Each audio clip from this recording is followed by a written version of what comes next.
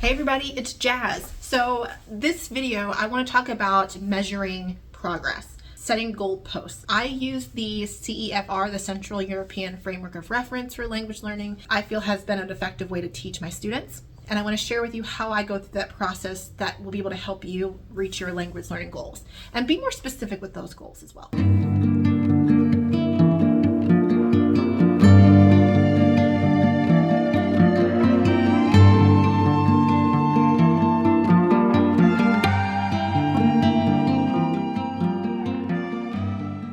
But generally when I'm meeting a new student for the first time, I'm usually going over, their purpose. Why are they learning this language? What are they going to use it for? What do they normally talk about on a regular basis? We go through a whole thing. Like, what experience have they previously had with the language?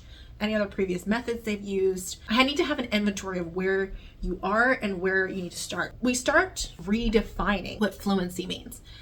I've talked about this so many times before until I'm blue in the face. I've talked about this with everyone. Fluency. You are not trying to be fluent.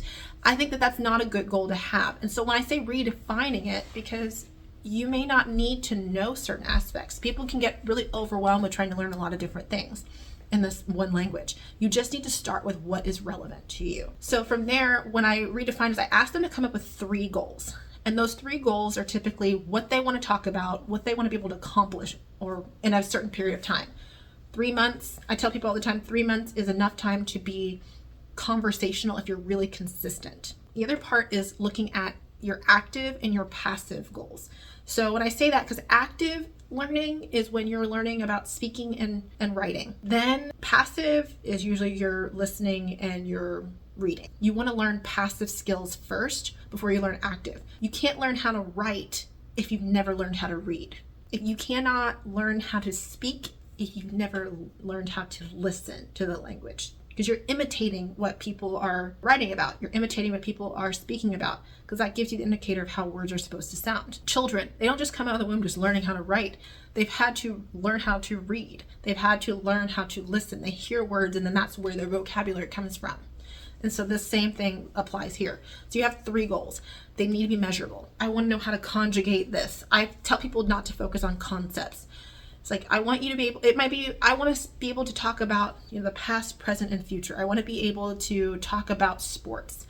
I want to be able to tell people information about my family. I want to tell my spouse's parents, their family who is from XYZ country, about whatever it is. I want to be able to sit in a conversation, not say, yeah, and I have no idea what they're talking about. The big question I always say is, what do you want to be able to communicate? So, and the reason why I use the CEFR, because it's very clear from A1 to C2. They break down different goalposts for each level. When you take your proficiency test for A1, A2, et cetera, so on and so forth, you generally want to know how to master these things. So a lot of times for A1, their requirement for listening is that you can generally pick out words and phrases and you can kind of piece together something. Most of the time for writing, it's like, I know how to write a letter to someone. I know how to give information about myself. Like, I can tell you my name, colors.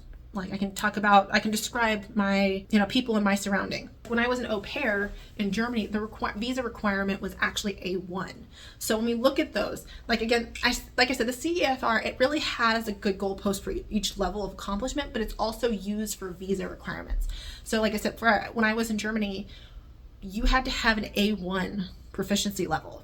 You could either had to bring proof or you had to show proof by when you show up to your interview, be able to speak it really well. Then there's also the fact that a lot of countries have actually changed their visa requirements.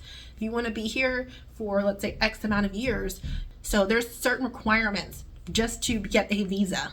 It's not like, I can just show up and just get a visa. If you want to be able to study at a French university, they will ask you to show proof of a certain level of proficiency. So you at least know what you're talking about. If you're trying to study, let's say, for example, for me, linguistics, you at least want to be able to know how to communicate or how to talk about linguistic terms. So when you're learning that in the target language in school, you can actually have a vocabulary to pull from as you're in a learning environment. It really clearly defines what you're striving for. So that kind of limits it. So you're not like, oh, fluent. It's like, fluent, I just need to know these things. And there's also a lot of institutes that do teach classes like the Alliance Française.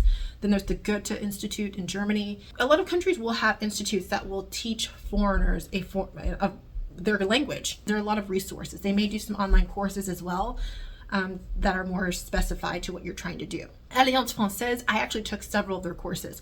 I took the B1 course, which is basically about living in France. Each module of the course was a different aspect of life that you will have to deal with. So there were cultural tips, things you need to know. Like the very first module was about visas in different types of situations. There's metro, all the ways that you would need to live in this country.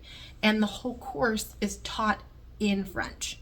So you do have to have some prior knowledge to that, but it's actually very simple. They also have an A1 course, and that one's a little bit more simpler in terms of speaking, but it's basically going to be all in French. When you're using that structure, okay, I've got this purpose of what I'm going to use this language for.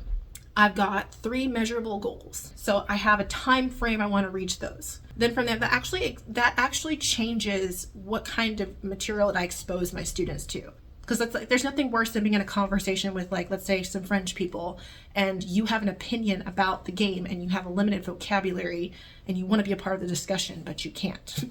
So that's what the vocabulary building is for.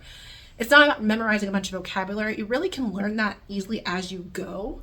It's just a matter of learning that foundation and then being able to expose yourself and say, oh, I think that word means this, and being more conscious of the context. I'll probably do another video on that anyway. Generally, that's it. That's my structure. I think that if you are stuck and you're thinking like, I am so overwhelmed with this language, I don't know where to start. Thanks so much for watching, and I'll see you in the next one.